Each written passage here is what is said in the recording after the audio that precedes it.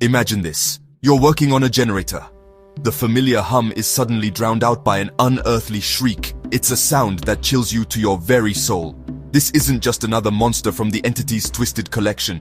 This is a darkness from Middle-earth itself. A chapter in Dead by Daylight is the crossover I've been dreaming of. The epic scale of Tolkien's world, with its deep lore and iconic characters, crashing into the desperate, terrifying trials of the fog, is just perfect.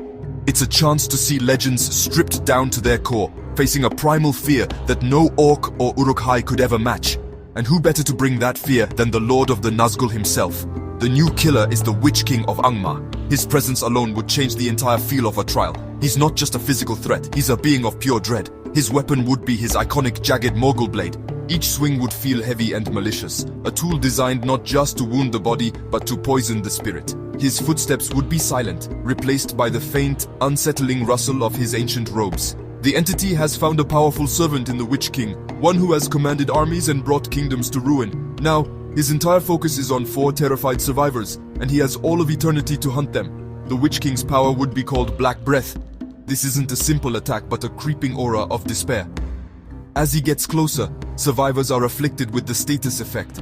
Their vision slowly desaturates, sounds become muffled, and their action speeds for repairing, healing, and cleansing are slightly reduced. It's a passive pressure that makes every second feel more hopeless. His special ability, Shriek of the Nazgul, allows him to charge and unleash a piercing scream. Any survivor caught in the cone-shaped blast screams in terror, revealing their location and becoming hindered for a short time. This lets him control the map and punish grouped-up survivors with pure, unadulterated fear. His 3 unique perks would be designed to break the survivor's will. Lord of Minas Morgul activates whenever a generator is completed. The auras of all survivors within 24 meters of that generator are revealed to you for a few seconds. No Man Can Kill Me builds your power through defiance. Each time you are stunned or blinded, you gain a token. For each token, you recover from stuns and blinds slightly faster. Finally, the unseen world subtly corrupts the trial. When you hook a survivor, other survivors who are healing or repairing outside your terror radius have a chance to face a difficult skill check, making them feel like they are never truly safe. But where there is great shadow, there must also be a flicker of light, and that light comes in the form of our new survivor, Aragorn. Known first as Strider, the ranger from the north, he is the last heir to the throne of Gondor. He has faced down the armies of Mordor, walked the paths of the dead, and stared into the eye of Sauron himself. He is a symbol of resilience and leadership. The entity, drawn to his immense hope and strength, has pulled him into its realm. But even here, in this place of endless despair, Aragorn does not falter. He is a protector, a leader, and a fighter, making him the perfect anchor for any survivor team. Aragorn's strength lies in his unwavering courage and his experience in the wild. He's not just another person trying to survive. He's a seasoned warrior who understands how to lead and protect others. He would bring a sense of grounded determination to the campfire.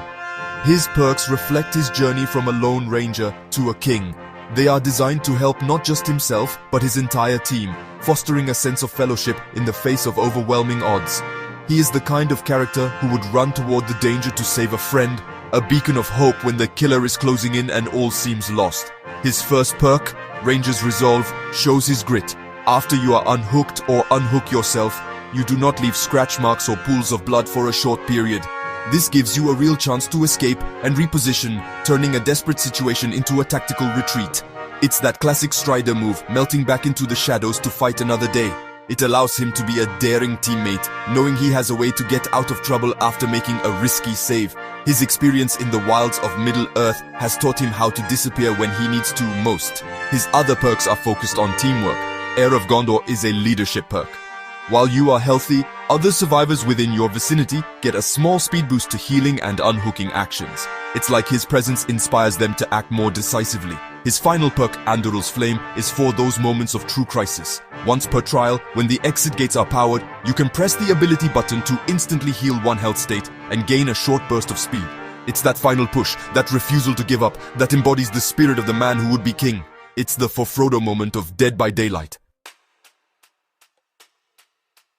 Of course, a new chapter needs a new realm. Welcome to Minas Morgul, the Dead City.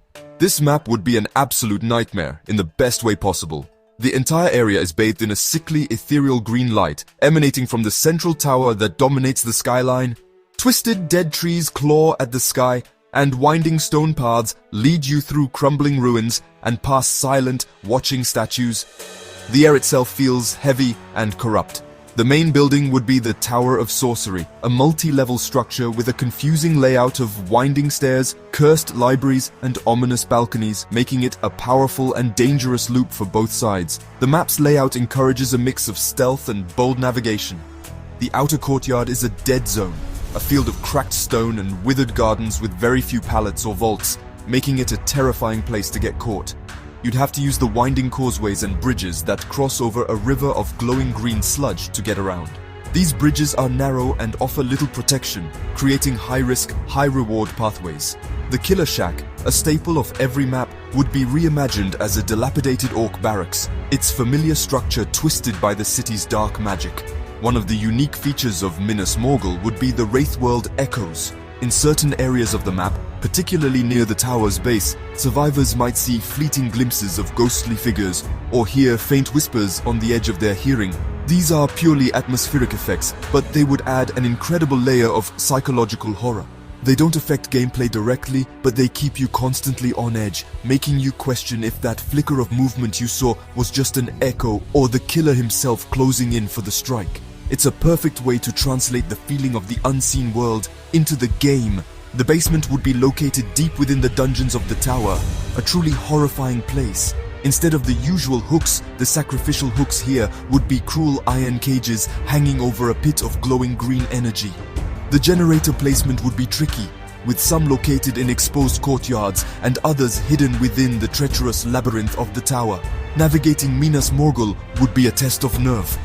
It's a map that feels alive with malice, where every shadow could be hiding your doom and every corner turned could lead you deeper into the Witch King's grasp. It's a place where hope goes to die. Every killer needs a Mori, a special finishing move for the last survivor. The Witch King's Mori would be one of the most cinematic in the game. It begins with him levitating the survivor helplessly into the air. He then draws his Morgul blade, the tip glowing with a faint, sickly light. He doesn't just stab them. He slowly pushes the blade into their shoulder as the survivor writhes in agony. As he pulls it out, a ghostly green shard is left behind. The survivor's body goes limp, and as they fall to the ground, their spirit is visibly torn from their body, a shrieking wraith that dissipates into the fog as the Witch King watches, impassive. To customize his power, the Witch King would have a range of add-ons. A common one, Tattered Black Robe, could slightly increase the duration of the effect. An uncommon add-on, Fell Beast Scale, would slightly increase the range of his Shriek of the Nazgul. A rare one, Morgul Blade Shard, would cause survivors hit by his shriek to also be inflicted with the mangled status effect for a time. And for an ultra-rare add-on, the Crown of Angmar would make it so that survivors afflicted by, for a total of 60 seconds, become exposed until they perform a conspicuous action. This would turn his passive pressure into a truly lethal threat. Another creative ultra-rare add-on could be the Ring of Power. This would completely change his ability. It would disable the Shriek of the Nazgul. Instead, you can become undetectable at will, but moving reveals your position to survivors with a faint, ghostly shimmer. It's a trade-off, turning you from a terrifying screamer into a silent, stalking wraith, perfectly capturing the two sides of the Nazgul. These add-ons would allow for diverse playstyles, ensuring the Witch King remains a terrifying and unpredictable killer in the fog for years to come. Ultimately, bringing into Dead by Daylight just feels right. The grim, high-stakes struggle of Tolkien's world is a perfect match for the desperate horror of the entity's realm. Pitting a legend like Aragorn against an ancient evil like the Witch King on the haunted grounds of Minas Morgul is a dream scenario. It honors the source material while creating something completely new and exciting. This isn't just about adding new skins. It's about merging two worlds that, at their core, understand the profound struggle between hope and despair. And I, for one, would be first in line to face the shadow.